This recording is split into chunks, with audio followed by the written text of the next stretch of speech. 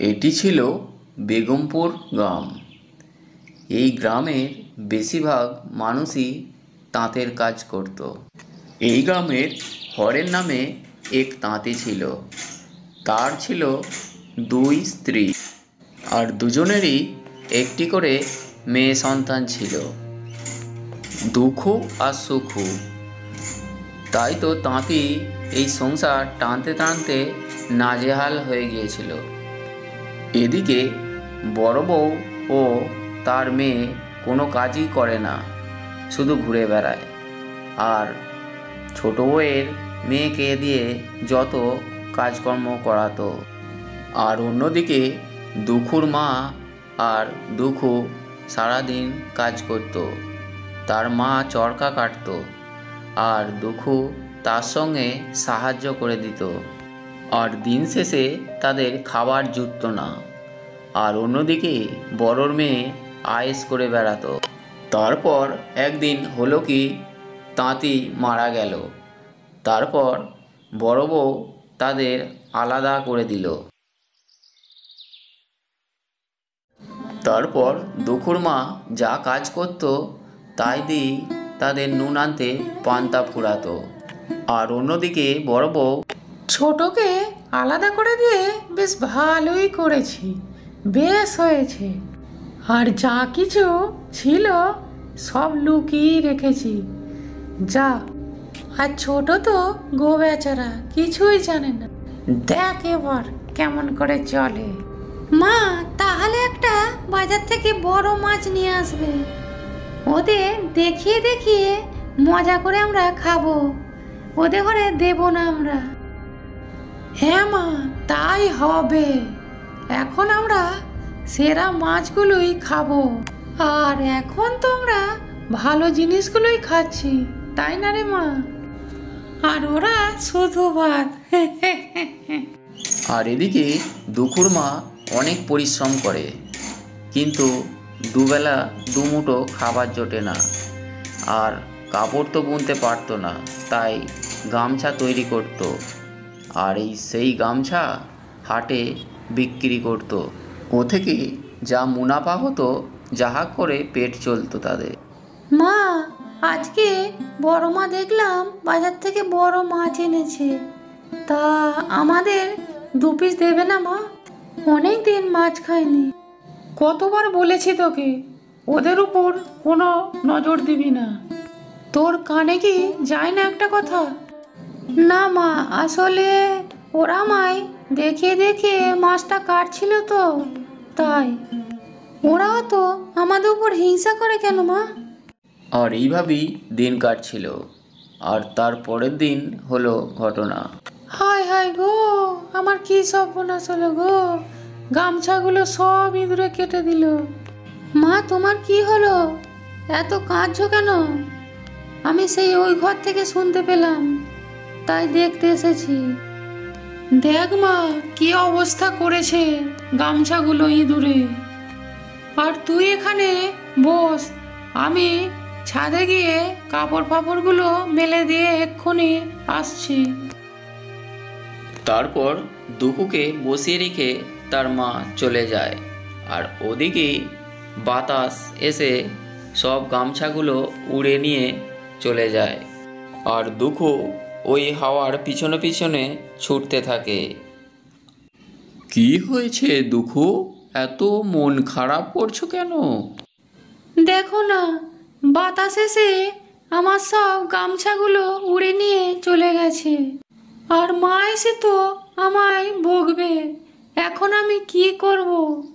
আমাকে এনে দাও। দুঃখু কেঁদো না, আমার সঙ্গে এসো, তোমায় আমি গামছা এনে দেব। এরপর হাওয়ার পিছু পিছু দুঃখু চলে যায়। তারপর যেতে যেতে দেখা হয় এক গাভীর সঙ্গে।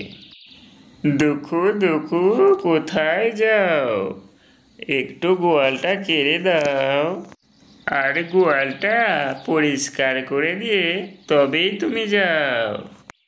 তারপর দুঃখু কিছু না বলে তার গোয়াল পরিষ্কার করে দেয়।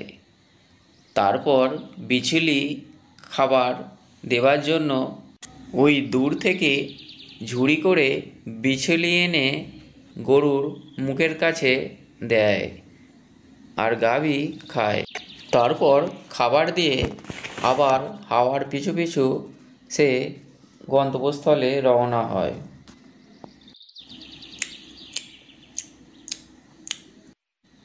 দুঃখু দুঃখু কোথায় যাও?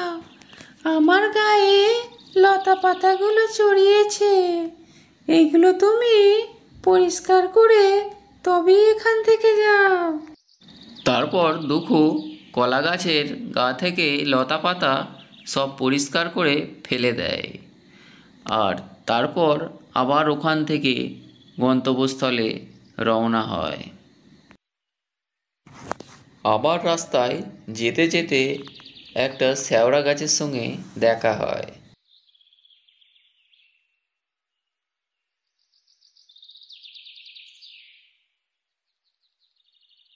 দুঃখ কোথায় যাও?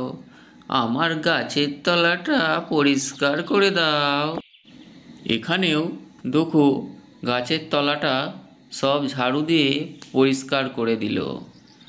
তারপর আবার ওখান থেকে রওনা হলো সে।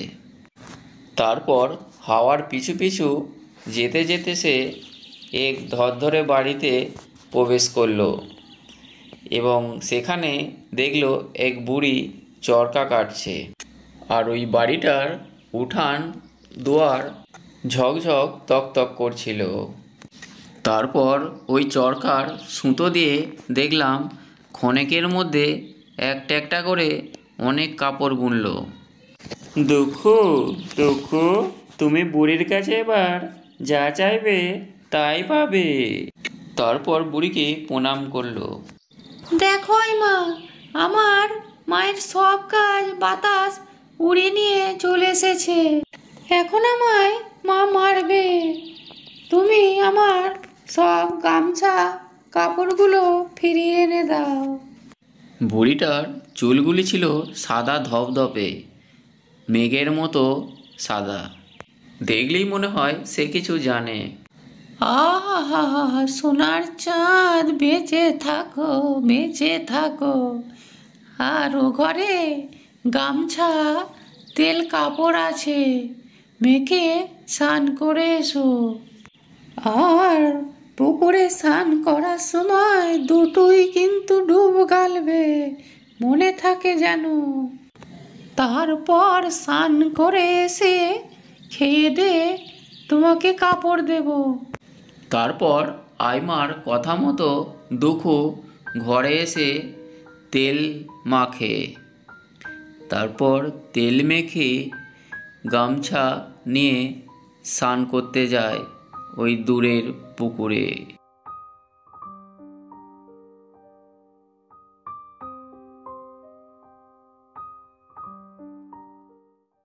তারপর পুকুরে স্নান করতে গিয়ে একটা ডুব মারতেই তার শরীরের রং যেন পাল্টে গেল, যেন চাঁদকেও হার মানায়। পরে আর একটা ডুব মারে।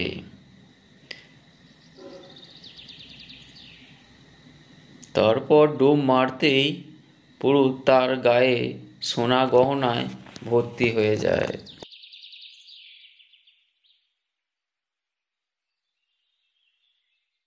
তারপর ফিরে এসে ঘরে অনেক রকমের খাবার দেখতে পায় সে, আর এত খাবার কোনোদিনই দেখেনি।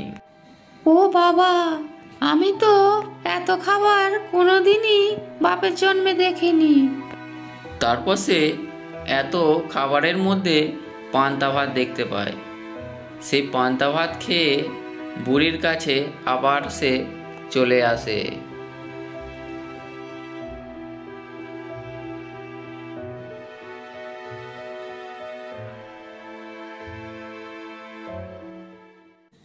আমার সোনা বাছা, এসেছিস, এই নে এই কাপড়গুলো নিয়ে যা।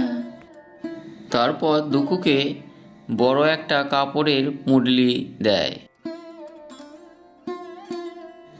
ও আমার বাছা, এখন আমার কাছে কেন? এখন মায়ের কাছে যাও।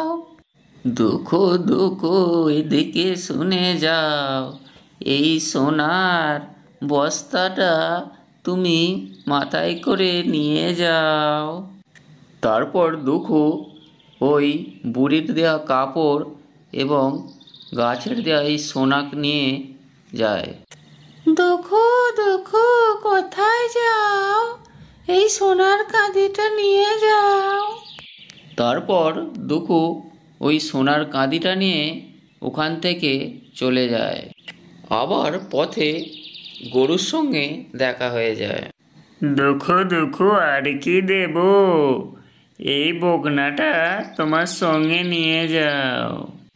তারপর দুঃখু তার সব জিনিসপত্র নিয়ে আবার বাড়ির দিকে রওনা হয়।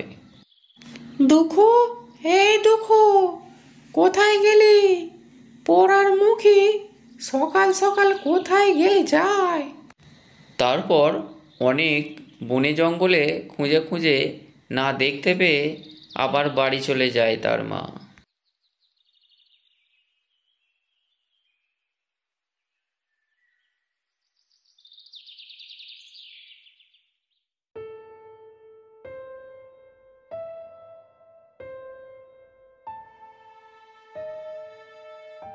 মা, ও মা, কোথায় গেলে?